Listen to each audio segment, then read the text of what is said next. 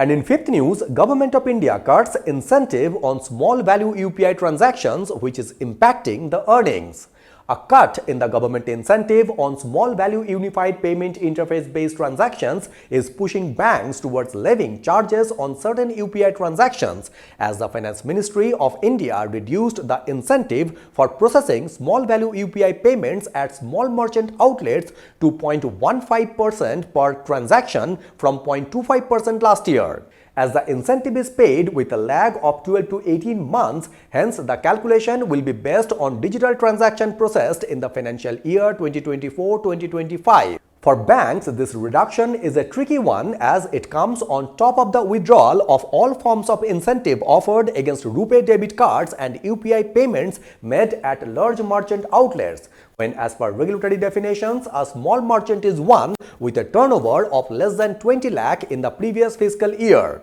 The government has introduced the incentive to compensate banks for providing UPI services for free. The decision to cut the subsidy reflects a drastic reduction in the budgetary allocation for digital payments incentive to 1,500 crore in fiscal 2025 from 3,500 crore paid out last year. Without the government support, the bankers may have to find ways to offset the cost of providing these services, when banks will be forced to pass on some of the charges to their payment aggregator partners, while the payment aggregators could be passing on these charges to some of the large merchants. On that context, ICICI Bank has started passing on some of the charges to its payment partners.